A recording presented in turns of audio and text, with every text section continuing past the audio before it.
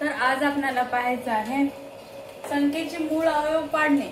यापूर्वीच्या तासिकेमध्ये मी तुम्हाला उभ्या मांडणीने कसे मूळ अवयव पाडायचे आणि आडव्या मांडणीने कशा प्रकारे अवयव पाडायचे ते सांगितले होतं। तर आज आपल्याला पाहायचं आहे गुणाकार रूपामध्ये कशा प्रकारे आपण अवयव पाडू शकतो। तर पहिली संख्या मी घेतलेली आहे इथे 63। 63 ही जी संख्या आहे तर 63 संख्येचे गुणाकार रूपामध्ये आपल्याला मूळ अवयव पाडायचे आहे। तर 63 ला दुसरं तिसरं काहीच करायचं नाही। याच्यामध्ये सगळ्यात महत्त्वाचं म्हणजे भागाकारच खूप महत्त्वाचा आहे।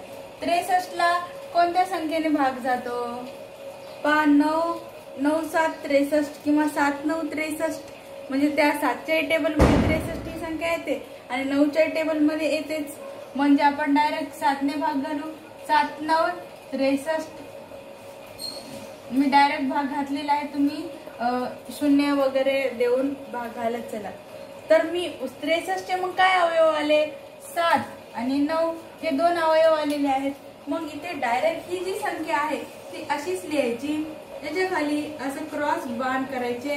या बाण दोन अवयव निघालेले आहेत। पहिला अवयव आहे 7, 7 ला राऊंड करायचं।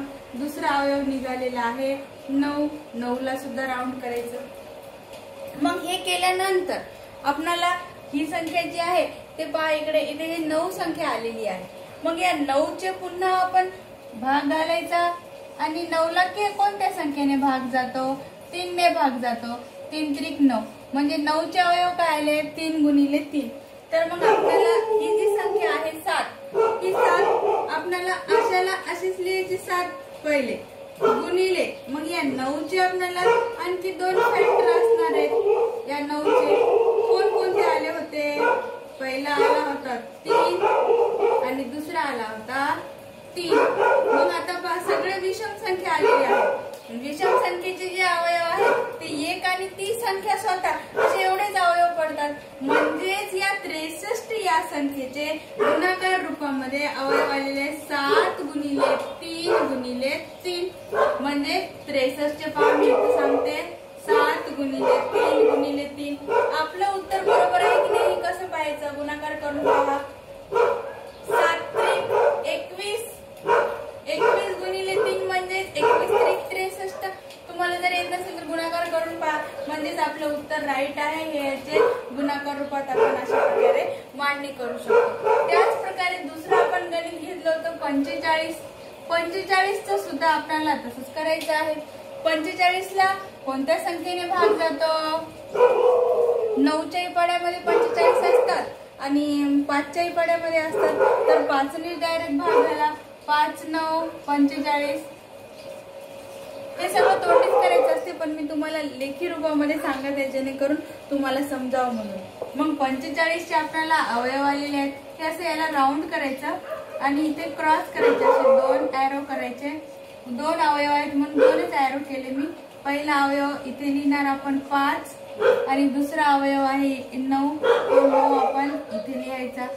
मग दुसऱ्या स्टेपला सुद्धा 5 जशास तसे येणार गुणिले मग या 9 चे अवयव आपण इथे पाडलेले। 9 चे किती आले? 3 गुणिले 3। इथं आपण डायरेक्ट इथे आपण असे अवयव लिहिणार आपण, हे 3 गुणिले याचं पुन्हा 3। पहा सगळ्या विषम संख्या आल्या का?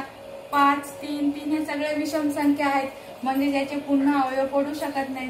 म्हणजेच 45 चे अवयव निघाले 5 गुणिले 3 गुणिले 3 करून पहा। 5 त्रिक 15, 15 गुणिले 3 म्हणजेच 45। आपलं उत्तर बरोबर आलेले आहे। हे आपले अवयव निघाले आहेत 5 गुणिले 3 गुणिले 3।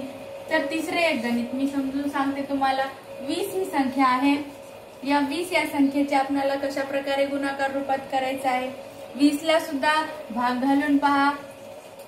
5 5 चौक 20 म्हणजे 5च्या पाड्यामध्ये ते येतात। म्हणजेच पहिली संख्या आलेली आहे, याला राऊंड करायचं। दोन अवयव निघाले म्हणून दोन एरो करणार आपण। पहिला एरो 5, दुसऱ्या 4 म्हणून आपण इथे 4 लिहिणार। मग त्यानंतर 5 जशास तसे गुणिले 4 चे अवयव 4 ला पुन्हा कोणत्या संख्येने भाग जातो तो पहा। 2 ने जाऊ शकतो, 2 दुनी 4 गेला। 4 चे काय काय निघाले? 2 आणि 2 म्हणजेच इथे सुद्धा 2 एरो। हा इथे 2 गुणिले हा इथे पण 2, अशा प्रकारे 20चे आपल्याला अवयव निघाले. 5 गुणिले 2 गुणिले 2, आपलं उत्तर राईट आहे की नाही ते पहा. 5 गुणिले 2 म्हणजे 10 गुणिले 2 म्हणजे 20, म्हणजे आपलं आन्सर जे आहे हे करेक्ट आलेलं आहे. अशा प्रकारे तुम्ही गुणाकार रूप जे आहे या मूळ अवयव गुणाकार रूपामध्ये तुम्ही अशा प्रकारे लिहू शकता. हे फार सोपी मेथड आहे.